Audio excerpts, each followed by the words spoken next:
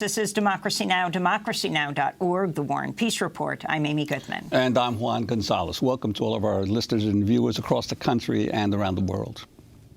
Give me your tired, your poor, your huddled masses yearning to breathe free, the wretched refuse of your teeming shore. Send these, the homeless, tempest-tossed to me. I lift my lamp beside the golden door.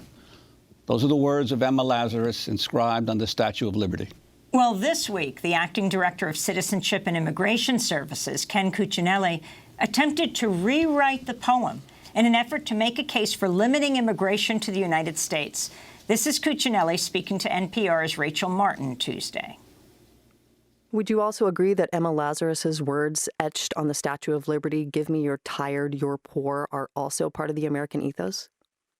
They certainly are. Give me your tired and your poor who can stand on their own 2 feet and who will not become a public charge. That plaque was put on the Statue of Liberty at almost the same time as the first public charge law was passed. Very interesting timing. Ken Cuccinelli made the comment a day after the Trump administration announced a new rule that would make it harder for undocumented low-income immigrants or documented low-income immigrants to stay in the country. The so-called public charge rule would penalize immigrants seeking benefits, including Medicaid, food stamps, and housing vouchers, by allowing officials to deny green cards and visa applications to those individuals. On Tuesday night, Ken Cuccinelli defended his comments in an interview with CNN's Erin Burnett. What do you think America stands for?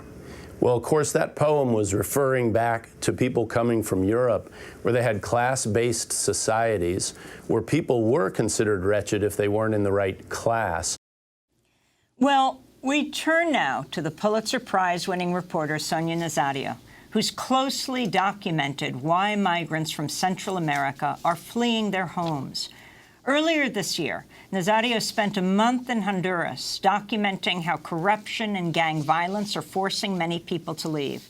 She recently wrote about her trip in a piece headlined "Pay or Die" in the New York Times. Nazario won a Pulitzer Prize in 2003 for reporting on what became her acclaimed book, Enrique's Journey, a story of a boy's dangerous odyssey to reunite with his mother.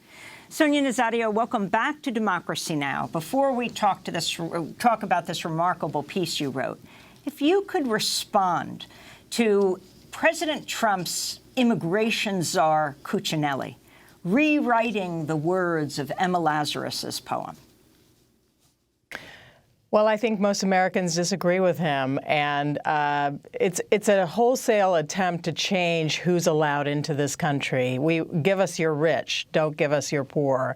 And of course, this is contrary to the entire tradition of immigration to the United States. So this is what the administration is attempting to do. And then saying, in fact, those words were written about Europeans.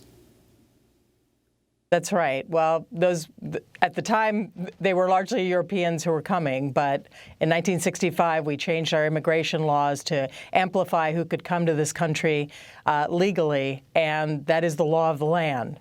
On Tuesday, President Trump was asked to respond to Ken Cuccinelli's comment.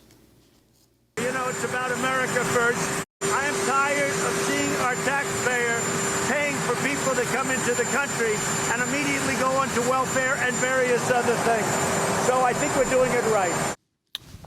Sonya Nazario, your response to the president's comments?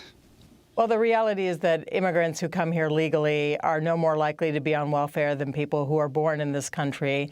So you're again targeting immigrants, you're scapegoating immigrants. And the reality is that immigrants who have come to this country, whether they are poor or rich, are what have made America great.